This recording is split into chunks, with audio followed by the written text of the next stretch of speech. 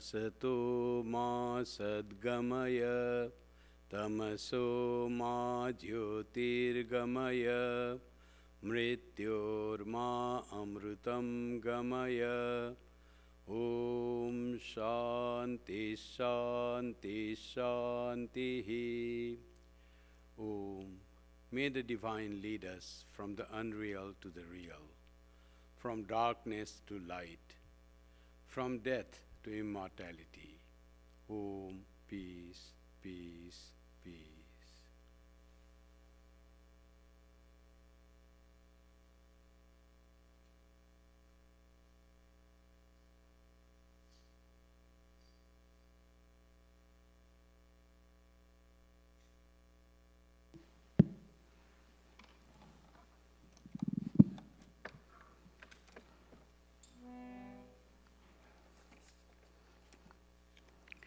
On the banks of the river Ganges, there is a temple of Dakshineshwar, where a priest named Gadadhar resides and worships Kali Bhavatarini. His work was amazing, who created Vivekananda from simple Naren. People thought he was crazy. He worshipped his wife as mother. He liberated sinners who suffered the pain. To take away the sins of the devotees, he took all their pains. Jai Ramakrishna.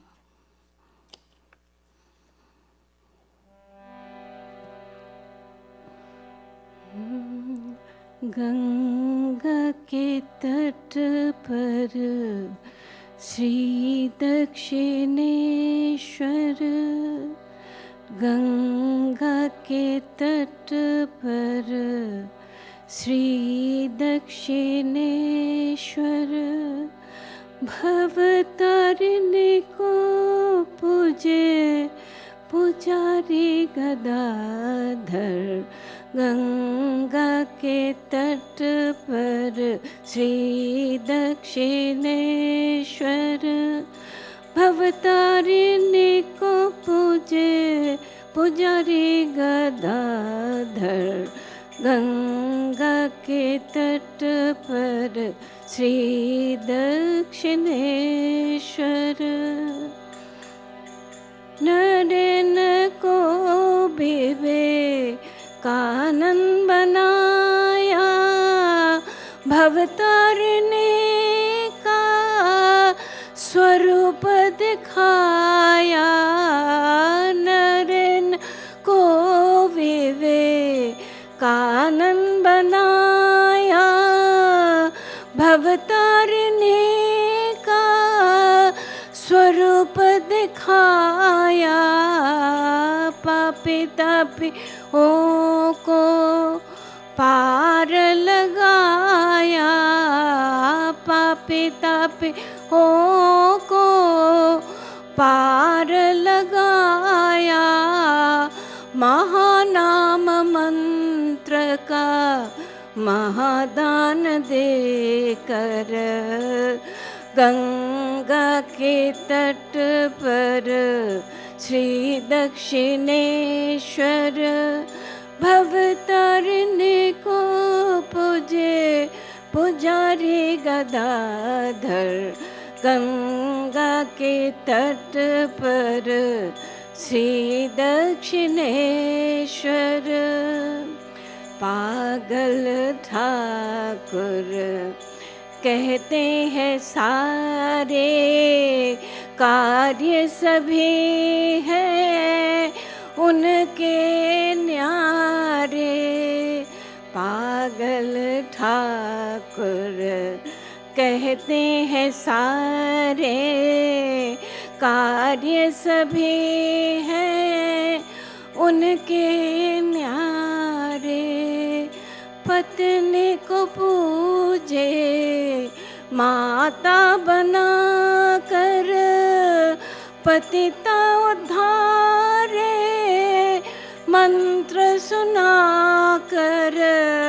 पत्नी को पूजे माता बना कर, पतिता उद्धारे, मंत्र सुना कर कष्ट वो झेले, मुख से न बोले, कष्ट वो झेले, मुख से न बोले, भक्त की व्याधि खुद अपना कर, गंगा के तट पर श्री दक्षिणेश्वर, भवतारिणी को पूजे पुजारी गदाधर, गंगा के तट पर Shri Dakshineswar.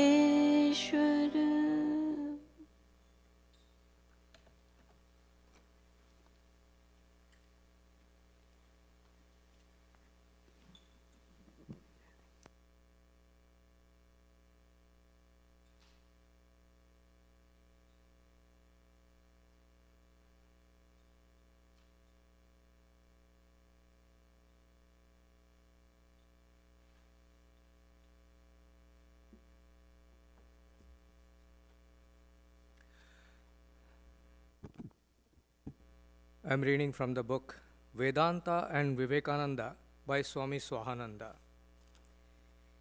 The chapter is inspiration, and the topic here is Atma Vikasa. Swamiji's idea, which is Swami Vivekananda, Swamiji's idea is that we will be much more successful if we can purify ourselves, make the mind ready for results, ready for the manifestation of our hidden powers. As Vedantists, we should believe that nothing comes from outside. All the capacities are already within. They are to be brought out. Instead of self-development, our word is Atma Vikasa, self-manifestation. The Atman is all perfect. It manifests itself in a limited way. Unknown areas are there in human nature in which the spirit can manifest. In the world's oldest book, the Rig Veda, it is said that God covered the entire universe, but transcended it by 10 fingers more, meaning that He is not finished with the universe. He is something more as well. This means that a puny creature like a man or a woman has the same perfection God has. It is a question of difference of manifestation. And in innumerable ways, we can manifest the Spirit in ourselves. When I first came to America years ago, 2 women had been declared generals of the US Army for the first time in history. There had been queens and fighters, but not generals. That means that an ordinary creature like a man or woman has unknown, undiscovered, unmanifested areas. So that is why Swamiji advised us to everyday think of ourselves as the Atman and manifest the power of the Spirit. We always say, who are you? Analyze, analyze, analyze. Vedanta asserts, I am not the body, not the mind, but the spirit. The moment you say, I am healthy, you are identifying with your spirit nature. When you say, I have got a headache, who has got the headache? The body, of course. Or you may feel bad mentally, but you have already argued that you are not the body, not the mind, so you are not suffering. When you say I am healthy, you are actually telling the greater truth, the higher truth, the more enduring truth. Swamiji asserted that man is divinity in human form. When he went to America, he told the people, you are not sinners. It's a sin to call you so. Very dramatic words. And by the way, it would be a very good idea, especially for you young people, to memorize 50 of these inspiring sayings of Swami Vivekananda. Swamiji's method was to bring out the positive side. If somebody denounces me and then gives me advice, half the time I'm not going to accept it, even if the advisor is right. So when Swamiji said this, he was speaking to Americans who were immigrants or descendants of immigrants from Europe, who had either been persecuted religiously or went to America because of famine or for a better livelihood. They found that the country was theirs for the taking. Soon there were ranches and fields 10, 20 miles long. To such a person, if you say you are a sinner, you are hopeless, he is not going to believe it. For religion's sake, he may grudgingly agree, but he is not going to really accept it. Swamiji instead said, "No, you are the all-powerful spirit." That appealed to the pioneering Americans. That is one reason why Swamiji became so successful. He inspired. He touched the real core of people's lives. He told them, "You are something grand, something infinite, something unlimited." That is the special idea Swami Vivekananda tried to inject in the Western context. Here is reading. Now a short period of meditation.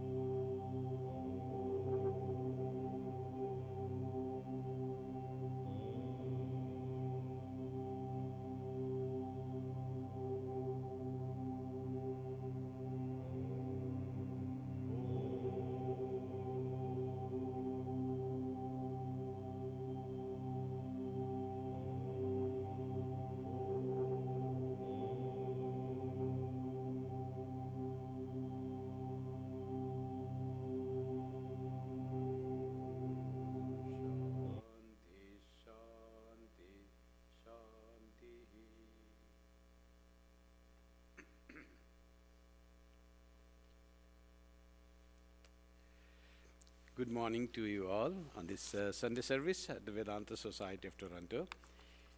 And today's topic of discussion is Narendra of the Absolute Plane. Let me begin with a beautiful hymn, a verse written on Swami Vivekananda by his brother disciple. Paratatve sadalino Ramakrishna samagya yo dharma sthapanarato viresham tam namamyaham. I bow down to the embodied spirit of great Shiva, who is of the realm of supreme plane called Sri Ramakrishna. So that is what Swami Vivekananda's identity is. He is ever, sadalino, always he is immersed in the plane of supreme reality, in non-dual plane. Swami Vivekananda's, what Swami Vivekananda has done and what he has given to us is best described by Chakravarti Rajgopalachari. He said, without Swami Vivekananda, we would have lost our religion and we had not gained our freedom. That much evaluation of his gift to India and the eternal religion or Sanatana Dharma has been given by one of the best thinkers of India. So, Swami Vivekananda, his pre-monastic name was Narendra. The topic says Narendra of the absolute plane. It comes from the story that vision that Sri Ramakrishna had. That Sri Ramakrishna was once meditating and he was very happy in meditation. And then his mind rose higher and he found people, divine beings, in different forms and different glorious these forms in different world, higher regions of heavens. And there his mind didn't settle. Still it was rising high. And then he says it crossed the realm of this form and went beyond the realm of form in the formless region of the absolute, from relative to absolute. You know the term relative and absolute. Absolute means where there is no form, there is no binding of time, space, and causation. It is beyond the spell of Maya. It is all true, eternal. It is unchangeable reality. So that reality is called absolute, and Sri Ramakrishna said, from that divine region my mind was still soaring high. And then it went to a place where there was no division of forms were not there. It went in such a blissful state when there were no forms were there. And it was rising, there was a wonderful light, divine light there. And suddenly he saw in that region where no form was seen, even the gods could not go, even other people could not cross the threshold of form to formlessness, he found 7 rishis were meditating. Then he thought that how great will be these rishis where no form can be held here in this region. They are retaining their form. Means their only form was there, their mind was immersed in formlessness. And he was very surprised to find rishis in deep meditation in the formless region, in the absolute region. Then what he sees, Sri Ramakrishna, that all the rishis were deep into meditation. To one of the rishis, suddenly the light around him, around that rishi, this condenses and takes the form of a baby, divine child. And that child goes to the rishi and embraces him. From back, he embraces him, and rishi just opens his eyes, doesn't talk anything. And by sign, the divine baby, he says, I am going there, you will have to come to me. Rishi doesn't say anything. The Sri Ramakrishna's vision was so vivid, he says, that by mere his smile and joy, I felt he accepted the command of that divine child. And that, he says, that rishi was Swami Vivekananda. When he saw Swami Vivekananda first time, he says, he is not of this plane. He is something different. People asked, what did you so different in Swami Vivekananda? He said, I saw this young man, a college-going student, and he had his mind not on the body at all. He was not thinking of himself. His mind was totally in some other plane. That was his being in absolute plane. He was not of this world. He was not thinking of himself. He was not self-centered. He was thinking of something very divine thought. So this Narendranath, then Swami Vivek, when Swami Sri Ramakrishna later on say, one day I saw a ray of light coming from Varanasi side to Kolkata, coming to Kolkata. Then I realized, oh, Shiva is taking birth here somewhere. And no sooner I saw Narendranath, I knew that it is Shiva from Varanasi has taken birth in a house of Dattas in Kolkata. That was Sri Ramakrishna's vision of Shiva, the absolute, taking the form of a person, of Narendranath. And at other place, when he saw him first times, Narendranath comes, he had a question, he was going all over around that, is anyone there who has seen God? I want to prove of the existence of God there. I want to find a person who has seen God. So he was going from one religious leader to another, and he asked, have you seen God? No one could answer in positive. And then finally he comes to Sri Ramakrishna, because he had heard about Sri Ramakrishna from his cousin, Ramchandra Datta, and also from his teacher of his school, William Hastie. And he had said, if you want to know about the trance that Wordsworth describes in Nature, in his poem Nature, you should go and meet Sri Ramakrishna, the saint of Dakshineshwar, who experiences the trance, that samadhi, which when one goes beyond one's own mind and own idea of body, and in that realm of that bliss. So Sri Ramakrishna had a wish to visit here, comes here, knocks the door, Sri Ramakrishna opens the door, and his question was, sir, have you seen God? So everywhere he had never got the positive answer, yes, I have seen. Here Sri Ramakrishna says, yes, I see him. I see him more clearly than I see you now in front of me. And if you wish, I can show him to you. You can also see him. But where are there people who want God, who want to see God? Then he had come with some of his friends, and he took Swami Narendranath to another veranda, and just Narendranath was there. Sri Ramakrishna went there and knelt before this young schoolboy. Sri Ramakrishna was regarded as a great saint. Many regarded him incarnation, worshipped and adored by so many people.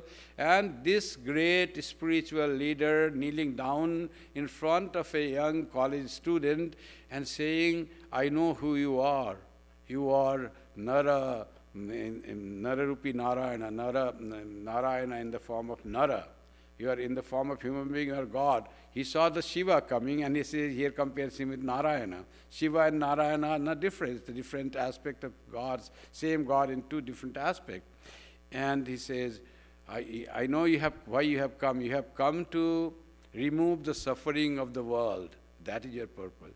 Now this Narendranath, college-going student, studying in the BA, and he said, what this man is saying, he's a good man, but he's very crazy. He has some different ideas. He has gone stark mad. I am a college-going student, from other parents are there, and he's saying, I am a God, come in the form of human being. Okay, anyway, he's a good person, he's a loving person, but he's crazy. He thought that. Then Sri Ramakrishna says, come here and eat this sweet. And he said, give me that sweet, I have some friends, I have to share with them. No, they will eat later. You will have to eat now. Now, after feeding him with so much of love, then he says, promise that you will come again. And there was no way to say. He said, yes, I will come again. So that was the first meeting of Sri Ramakrishna at Dakshineshwar. Before that, Sri Ramakrishna had seen him on a devotee's house when Narendranath was singing, but there was no conversation between two. So this, he said, how his dream said, he was from the absolute plane, has a different purpose in life, has come to remove the suffering of mankind. That was Sri Ramakrishna saying.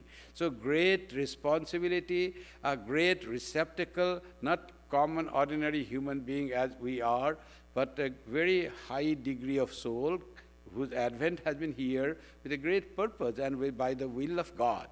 So when after this dream, Sri Ramakrishna had talked about this vision to his devotees, that I saw that is Narendranath, he is not ordinary person.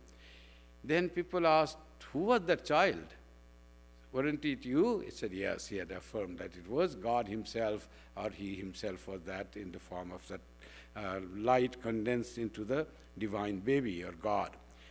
So that was the vision of Sri Ramakrishna that makes this talk, the Narendra of the absolute plane.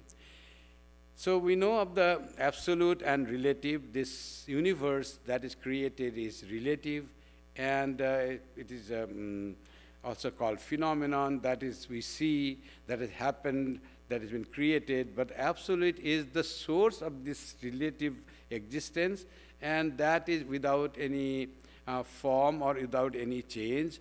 And that is called noumenon in philosophical term, noumenon and phenomenon. So phenomenon is that which exists, which can be perceived. Noumenon is beyond our perception, sense perception or mental perception. So this is also described as Nitya and Leela. So Nitya is that supreme absolute plane. Leela is the divine sport of God. Instead of saying the creation of God, the sport of God. God himself has created this universe out of himself and is sporting in various forms. Various human beings of various types and other life forms and other planets and other stars. All God has become, God seems like that. So it becomes all Leela, this divine sport of God. And compared to that, Nitya, or the transcendent aspect of God. This is the Leela aspect of God that is transcendent, and God exists in both forms. This transcendent and the relative, or this divine sport, immanent aspect is called. When Shankara says, Brahma Satya Jagat Mithya, he said that Brahman, the ultimate reality, the absolute plane, that alone is real, and this Jagat, this creation, this universe is Mithya. He also means the same thing. Mithya doesn't mean unreal. Mithya doesn't exist at all. In the same way, it can be described as a Leela. The devotees will call it Leela. Shankara, in his Advaitic view, he says Mithya. Mithya means which is perceived through the senses and mind, which is experienced by the embodied being, but ultimately it doesn't exist. Ultimately it comes and goes. There is, it begins in time, it remains there, it again is lost in time. So it has no permanent stability. That is mithya. That is temporary. That is mithya. So that's what the same thing. And Sri Ramakrishna was very fond of saying this as the Brahman and Shakti. So Brahman is the ultimate reality, absolute, and Shakti is his own power that manifests as this universe. Shakti manifests as this beautiful universe of ours. And both belong to the same reality. So it is Shakti's play that universe comes, and we are here, we experience that. And it is based on the Brahman, which doesn't work. There is no action in Brahman. Action is only in Shakti, and Shakti is the power of Brahman. Shakti cannot remain. There is no existence of Shakti without Brahman. So the Shakti is dependent on Brahman, but Shakti is the power of Brahman, always with Brahman. So this creation will always be there. And Vedanta will say, how long the creation will be there? Vedanta will say, till we have ignorance. This Shakti in Vedantic term is also called avidya. Avidya is ignorance. Ignorance of what? Ignorance of the truth, the ultimate reality, the absolute plane. We are unaware of that because we cannot go beyond the thought of our mind. Our knowledge is limited to the perception of the mind, intellect, and the senses. So beyond, if one can go beyond mind, then one can realize that absolute or that Brahman. So, but Brahman and Shakti, when we see Shakti, we are in the realm of Shakti. Shakti is the time, space, and causation. That is Shakti. It is in time, it is limited to space, and there is an effect of cause and effect relationship is there in this world of Shakti. And these are all part of that one reality called Ishvara, Brahman, whatever we say, Brahman and Shakti are, the Sri Ramakrishna said, it is the same reality. How you look upon it, it depends on that. Very Brahman, when we see through our mind, intellect, and senses, that becomes Shakti, or this creation, this Leela. When that same reality, when you transcend your intellect, mind, and senses, and perceive it with your own awareness, as your own consciousness, then it becomes Brahman. So Brahman and Shakti are not two realities, same reality perceived in two different kinds of modes. So this Brahman and Shakti is the thing. Now, Naren was, it said, is Brahman intuiting Rishi in Nirvikalpa Samadhi. Always Nirvikalpa Samadhi was his natural going.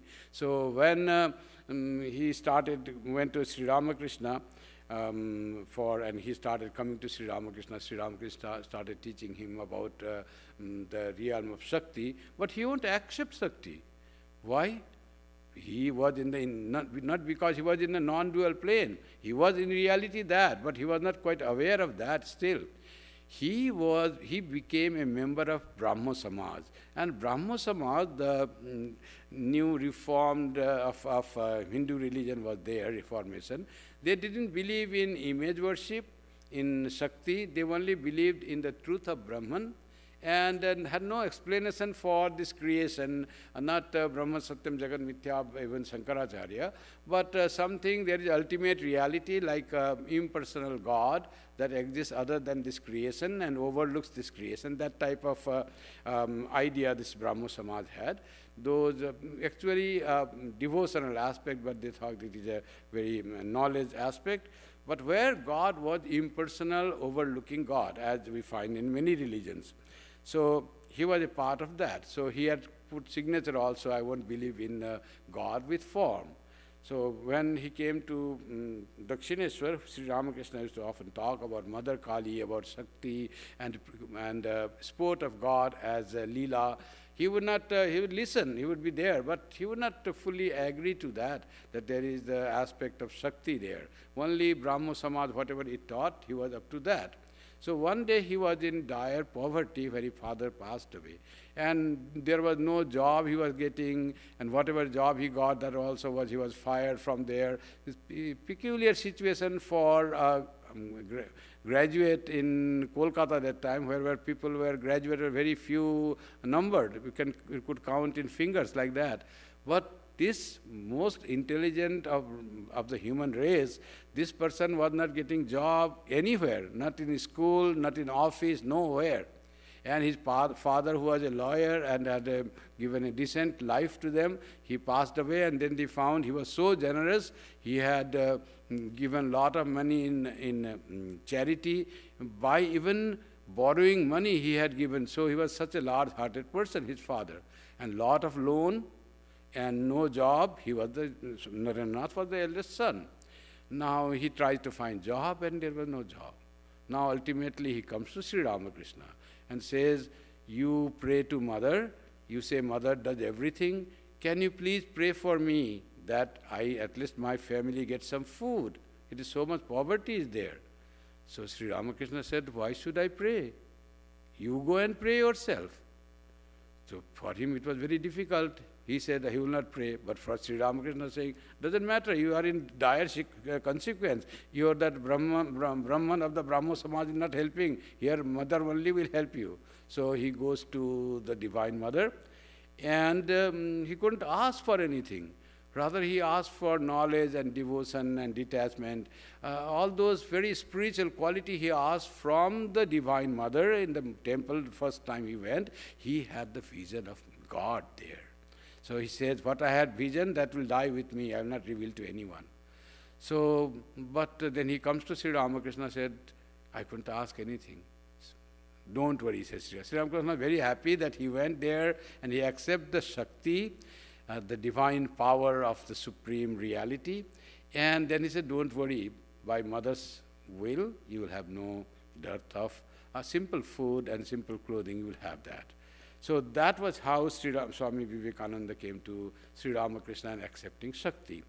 Now Sri Ramakrishna, many people came to learn from him about the spirituality and about the love of God. And he used to talk about Narada's Bhakti, about Chaitanya Charitamrita, about the stories from Bhagavatam, Prahlada, Hanuman, all those he used to talk. But when Narendra came, he said, shut the door from inside and said, bring that book. What was the book? Astavakra Samhita, very, very tough Advaita treatise of the non-dual reality about that. And he said, read that. He said, I don't have to read that, I don't want to read that for me. He would say, Sri Ramakrishna used to say. And Swami Vivekananda started reading that Advaita. He slowly was guiding him to his own real plane where he belonged. and Swami Vivekananda was introduced into Advaita by Sri Ramakrishna. So he introduced him to accepting the Shakti or Bhakti, and also to Advaita plane. How he was grooming, Sri Ramakrishna was grooming Swami Vivekananda, knowing fully that what a great power has come.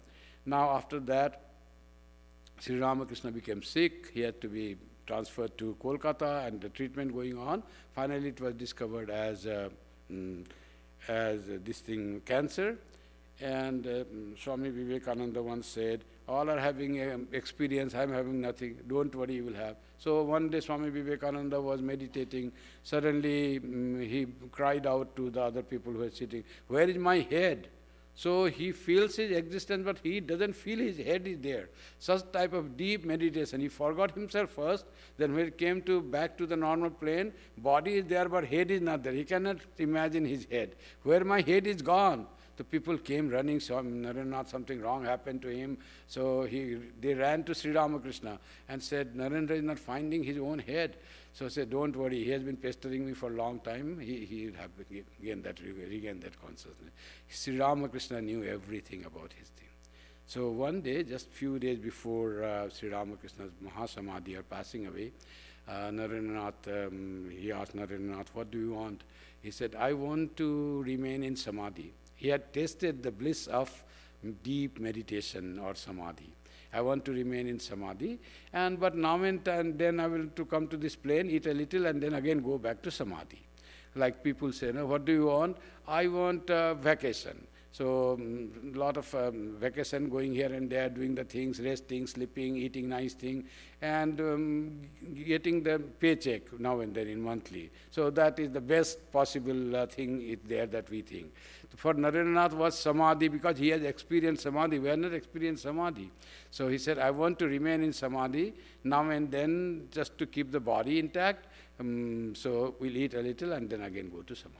Nothing to do with any other enjoyment, as we say. Bereft of all sensual enjoyment, physical enjoyment, nothing. For him, the greatest peace and joy was the joy of diving deep into his own real consciousness, because he was a person of absolute plane. Sri Ramakrishna said, this is a very petty thing for you. You are not made for this.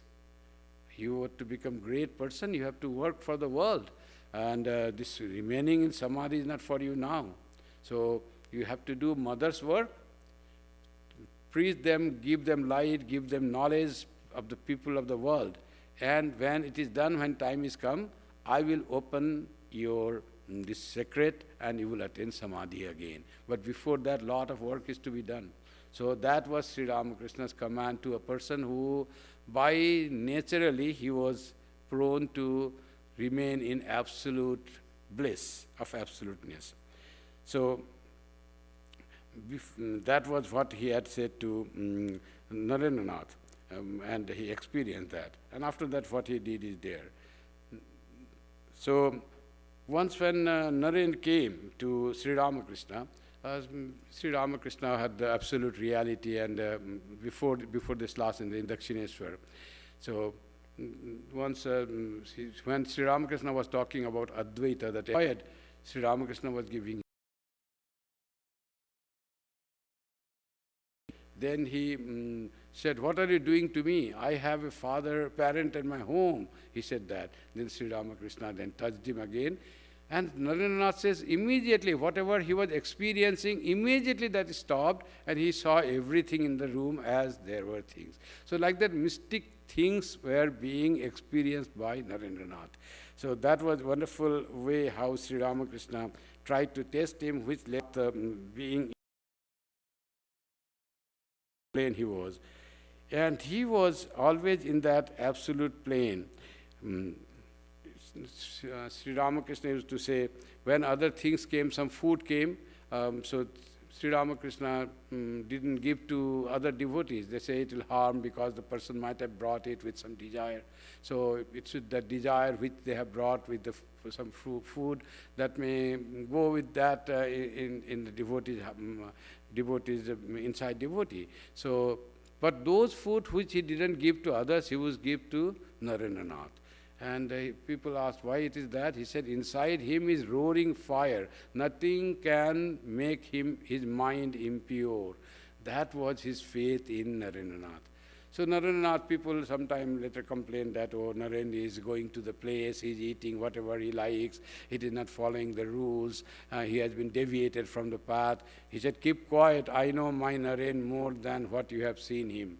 He's not that way, so he'll be there. So that much faith in Narendranath Sri Ramakrishna always had because of his visions, because of his knowledge, because of his intuition. He always had that. So no impurity can come near him, that he said. So Narendranath also, how much he was in the realm of a non-dual plane, he was very seldom aware of his own personality. That we know in the US. Once he was walking and thinking and walking in a devotee's house, and suddenly he came in front of a huge mirror, and he just stopped in front of mirror and looked at the mirror, and then started walking again. And again he came to the mirror, he stopped. So landlady thought, oh, Swami Vivekananda, so handsome, so youthful, so wonderful personality. He also admires his own personage. So he asked, then before even she asked, Swami Vivekananda said to that lady, you know, mother, he used to call mother to that lady, and he said, whenever I see my image in the mirror, then I realize, oh, I have a body. He was not aware of his body. And that was his natural inclination, natural knowledge, natural awareness, always remaining in that non-dual plane, absolute plane. He has no idea that he has a body. So he used to forget that. If you read his inspired talks that he gave in Thousand and Parks in 1894, that it shows that how he was talking as an inspired person beyond his own body. He used to walk on the veranda, small cottage is still there in Thousand Island Park on the US side, Wednesday Island. There in the inspired talks you find Swami Vivekananda speaking like an inspired person, going beyond this relative thing, immersed as if immersed in Advaita and talking highest philosophy of non-dual reality. That was his original thing. Swami Vivekananda's, it was very natural of Swami Vivekananda to remain in Advaita. So much so, once he was explaining Vedanta to his students in Belur Math. Belur Math was established, brahmacharis were there, and there was some scripture was being read. And there came the description of Brahman. And people are studying, so Swami Vivekananda suddenly said, can't you realize Brahman? It is here and now. This is Brahman, beyond all duality. It is all non-dual. He said in such an emphatic way that all felt the presence of Brahman beyond all duality. All had that idea. Everything became still. And the people who were walking, they remained stand still. Swami Premananda was going with a plate of flour to worship in the Sri Ramakrishna's room. He remained stand still with a plate of flour in his hand. So for few minutes it went that way. Swami Vivekananda, his own being established in non-dual reality, how he could transmit that knowledge even to the people. It was not only Sri Ramakrishna that was mystic and could to transmit that knowledge of non-dual reality, but Swami Vivekananda also could do such things to the people. He also would do that. Sometimes just by saying it, he could do that. So that was Narendranath remaining in non-dual plane. He was in such a plane that he used to say that Christ and Buddhas are but waves on the boundless ocean which I am. That was his saying, that always he identified with the ocean, not with waves. And this whole creation is like the waves in that boundless ocean. And the waves are we individual, forms are all waves. And huge waves are the forms of sun and the moon and the galaxies. Those are also waves. Everything are waves. And the highest waves of spirituality are Buddha and Christ. And Swami Vivekananda used to identify not with the big wave, like Christ or Buddha, but with the water itself, with the non-dual reality itself. And he says, Buddha and Jesus are the waves of the water, boundless ocean, which I am. That identity with the ocean, with the non-dual reality, with the pure consciousness was there in Swami Vivekananda always. He used to, as Sri Ramakrishna used to always go into some samadhi, and it was for, he had to drag himself down to the lower plane of existence. We're talking about God, he used to merge in God. And then coming down, he'd say, I want to eat some fruits, I want to eat some sweets, he used to say. It was not because of some greed he had in samadhi, he was seeing the sweets, but because he wanted to put his mind down from divine consciousness to the consciousness of this world. Otherwise, how will he talk? As he said to his own dear disciple, you will have to do a lot for these human beings. Not that you can remain in samadhi. He himself has to drag himself into samadhi, Sri Ramakrishna. And like that, Swami Vivekananda had to often do that. Once he was giving a talk about the samadhi, about the absorption in some class. And while talking about meditation, he went into deep meditation himself. So that minutes passed, hours passed, and when it was a long time, people started going. Swami Vivekananda opens his eyes and sees nobody is there, all had left. What happened? He had gone into his own real state of mind. And later on, he said that that was not the right thing to do. When I was teaching meditation, I should have taught, not gone into meditation. But who will do? He was dragged into his own natural state of absoluteness. That was Swami Vivekananda's real nature. And Swami Turiyananda used to say about this, I told you the Rajagopalacharya's comment. So Swami Turiyananda used to say about his own brother disciple. Generally in many monastic orders, Guru is at one level and brother disciples all are at the equal level. Even in the Gospel of Sri Ramakrishna, you will find Swami Vivekananda Narendra says, now don't argue with me, now prepare some smoke for me. And no, now serve me, like that. The other disciple says, surely I will not, he says. And Yam comments, in Sri Ramakrishna's all brotherhood, no one is greater, no one is smaller. All have this dignity of dignity, they have their own. But when Swamiji says, serve me, it might be quite different, not from his own view. Swami Shivananda saw, where Swami Vivekananda was sleeping, suddenly he gets up at night and says, there are many Shivas playing in Swami Vivekananda's inside mosquito curtain. So he was not ordinary person, he was Shiva, many baby Shivas playing there. So like that vision they used to have. And we know the story of how one of his own brother disciple was very thirsty and tired, and in the summertime making some leveling the ground of Belur Math, beginning of the Belur Math. And Swami Vivekananda saw he is working very hard in the summertime, India's summer. It is like our summer here now. So, and there someone came with a small glass, and says, Swami Vivekananda has sent this to you, to his own brother disciple, Swami Vijnananda. He looked at the glass, there was very little left at the bottom of the glass. So he's making fun of me, I'm working so hard. But still Swami Vivekananda gave, so let me have drink. He drank those few drops and his whole thirst was gone, he was refreshed. All these are the mystic things. Swami Vivekananda was not a humankind of a mortal plane, he was person of the absolute plane. Swami Turiyananda used to say that this story that there was many fish were playing with each other, and there was a reflection of a moon. And whole night they were playing, fine, wonderful, bright being among them, and lot of fun and moving. And morning happened, and then there was no moon, moon set. And the moon was not there. So this baby fish went to complain to their mother. Where is our friend? Where is he gone? So who was your friend? Oh, that bright person at the night, we were all playing around him.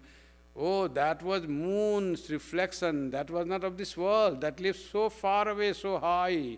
You felt as if he is there. It was just a reflection of him. of it. So it is not of this plane. Narendranath was like that, says Swami Turiyananda. We felt he is one of us, one of our brother monks, but he was of a different plane, of the plane of non-dual reality. Just had come to among us. We are so fortunate to have a person of that spiritual depth and spiritual greatness being one of us, and we live together. Swami Turiyananda knew about the greatness of Swami Vivekananda when he was working in Shanti Ashram. Swami Vivekananda said, you work and make a center here in Shanti Ashram in California. Shanti Ashram is still there, a very deserted place, no habitation nearby, very difficult weather also. It is either very hot or very cold, and no facility there, no infrastructure. He tried there. Swami Turiyananda stayed there, and there were a band of people who did very hard work. They used to fetch water from far away, few miles away, drinking water. Nothing was there. Vegetable shop, market, all were very far away. Nearest railhead was a few miles away. So it was a very remote place, but he stayed there. So one day suddenly what happened, Swami Turiyananda said, I want to go back to India. Then what happened, he somehow felt that Swami Vivekananda is not keeping well. The pull of the love of Swami Vivekananda took him away from the assigned duty, and he went there, and while on the way in the train, he heard the news that Swami Vivekananda had passed away. It was very sad for him, because he knew who Swami Vivekananda was. He was not an ordinary person. So that is what Sri Ramakrishna is saying, dream and his work and his contribution for the humanity. What Swami Vivekananda has given to the humanity is being published nowadays little by little in some books that one person wrote. One book is about the Vivekananda, his cosmopolitanism by Swami Medhananda. One book is there. There are many books where the contribution and his gift to mankind is described. There is one by New York, one journalist recently published book, like 3-4 years ago, that also shows Swamiji's contribution for the West. You find in many of Sarvapriyananda's lecture that without Swami Vivekananda we would not be here and we would not know the things. As Sri Rajagopalachari says, whatever we gain about spirituality, about Advaita, about making religion so widespread and available to all, it was Swami Vivekananda. And he said very nice, Swami Vivekananda himself said, my role is to bring the Vedanta from forests to the houses in cities and villages. That was Swami Vivekananda's role, to bring the religion and spirituality to common men and women of the world. So that he did by the power of what he belonged to, the power of his being in non-dual plane. Thank you.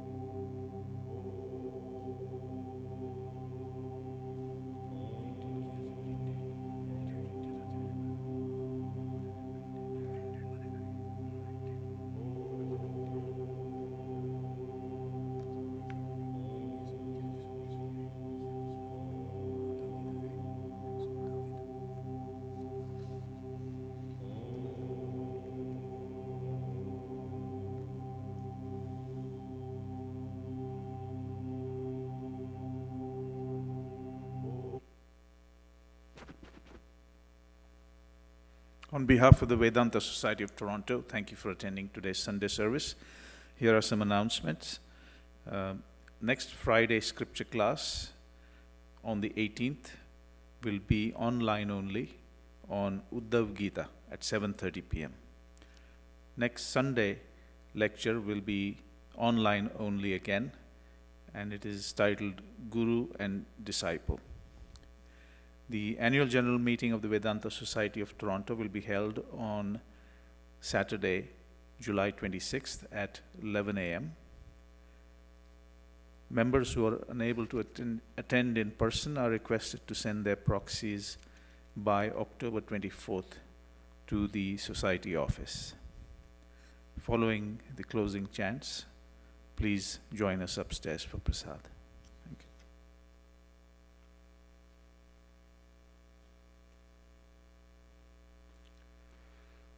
Om Shanti Shanti Shanti Harihi Om Tat Sat Shri Ramakrishna Arpanamastu. Jai Shri Guru Maharaj Ji Ki Jai. Jai Mahamai Ki Jai. Jai Swami Ji Maharaj Ji Ki Jai. Jai Ganga Mai Ki Jai. Jai Bhagavan Buddha Ki Jai. Jai Isha Musha Ki Jai. Sarvastaratu Durgani Sarvo Bhadrani Pashyatu Sarvasad Buddhimapnotu Sarvatra Nandatu. Hari Om Tat Sat. May all be freed from dangers. May all realize what is good. May all be actuated by noble thoughts. May all rejoice everywhere. Om, peace, peace, peace be unto us all.